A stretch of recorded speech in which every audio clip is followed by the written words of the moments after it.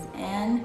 I am a doctor and professor, assistant professor of public health in Texas, and I am here to talk about how to develop a positive relationship with your advisor and your dissertation chair, your thesis chair. I chair several dissertation committees and thesis committees, and my students always ask me, like, what can I do to develop, a good relationship with you?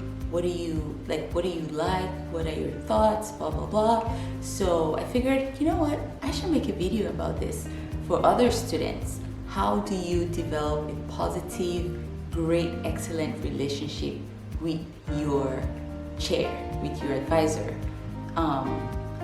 My experience wasn't perfect, so I've learned from being a student, and also from the student side of things, and also from the professor side of things.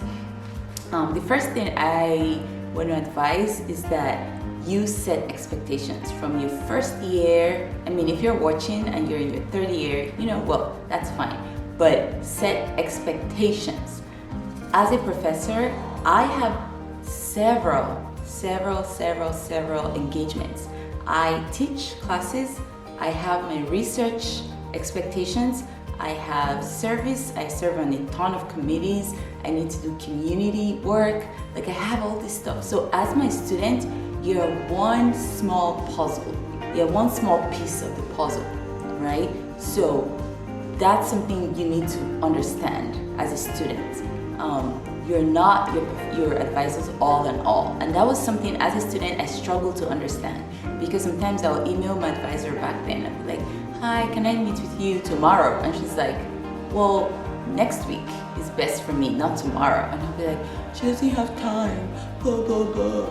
But that was so stupid, because I was just one tiny piece of her life, of her academic life, of her job. So that's something to think about. Set expectations. That's gonna help you so much. Don't expect to be the center of your advisor's universe, because you're not. Her research probably is. Your advisor's research is the center. Grant money. Okay, well, that's in a lot of universities, a lot of research universities, grant money is everything. I mean, you gotta bring in grants. So advisors, professors appreciate their PhD and master students, but it's the grant money that matters the most. I don't know, I'm just saying, because based on my experience.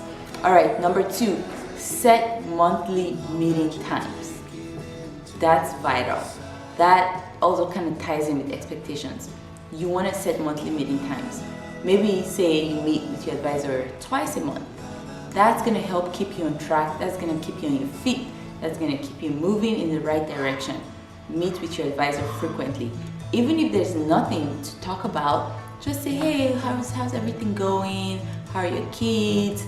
How's your husband? How's your wife? Just have a rapport with your advisor. Just, whether it's casual or not, whatever it is, just keep a relationship going.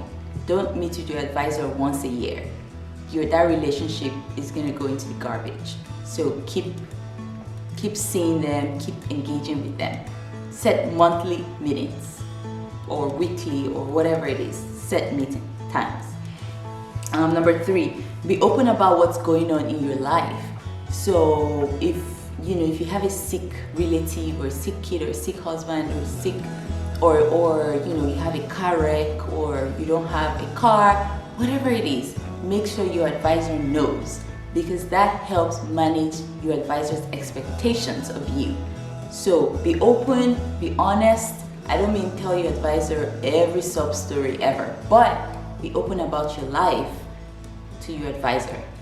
That's gonna help you a lot, because that's gonna make your advisor more empathetic or sympathetic to your situation, and that's gonna just make your relationship better and make you guys closer. So be honest. Number 4, never ever take your advisor's feedback personal. Don't do it. All your advisor cares about is helping you graduate. It's good for your advisor that you graduate. So I know a lot of people think, oh, my advisor doesn't want me to graduate. No, because when you graduate, your advisor can put that on their CV and say, hey, I advised this PhD student, advised this master's student, and they graduated. Haha.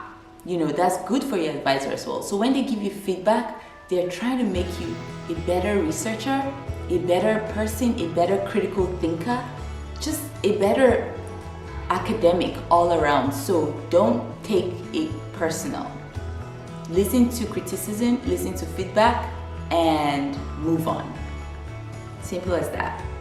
All right, so communication is another tip. Whenever you feel offended by your advisor, speak up. Don't go around gossiping, or don't go around telling every other person what your advisor has done except your advisor. No, that's not gonna work. If your advisor does something to offend you, just tell them, hi, you know, I didn't like the way this turned out, or I didn't like the way you said this, or address each other and squash it right there. Don't let those thorns grow. If something happens that you don't like, squash it and move on. Don't go gossiping about your advisor, because your advisor is going to hear, and that's going to mess up your relationship completely. So just talk to your advisor and keep it moving.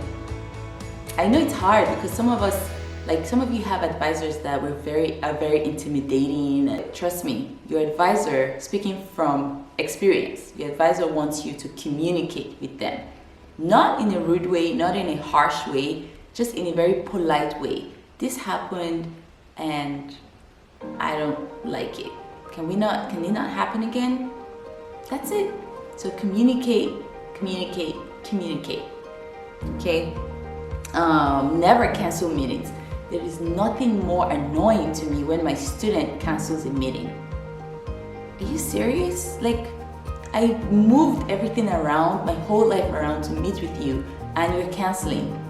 That is so unprofessional and so lazy and so rude, except there's an emergency, like super urgent stuff came up. Like somebody's dying. Like, don't cancel a meeting with your advisor. Never. It's not a good look at all. Don't do it. That's as simple as that. Never cancel meetings, and never be late for meetings. If you have a meeting at 9 a.m., show up at 8:50 and sit outside and wait for your advisor.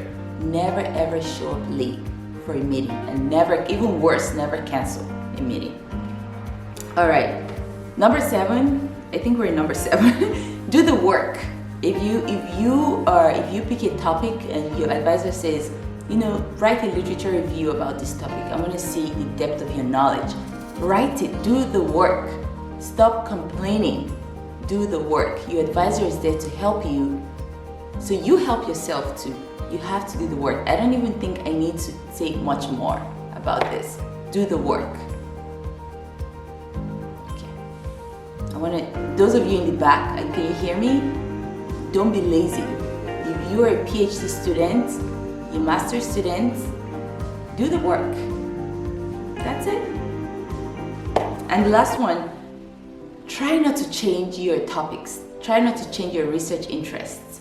Don't, because you get into a program based on a certain research interest, your advisor, you develop a good relationship with your advisor, and then one day you're like, oh, I'm not interested in this anymore. I'm interested in something else. Your advisor is gonna be like, what? How am I gonna help you? Like, I've invested all this time in this topic with you, and then you're changing topics. Like, there's nothing more frustrating for your advisor than that. And that's gonna bring a crack. That's gonna create a crack in your relationship. So don't change your research interest, don't change your topic midway through your PhD or through your master's. Stick to your topic. That's why before you even start your PhD, pick something that you are interested in and stick to it.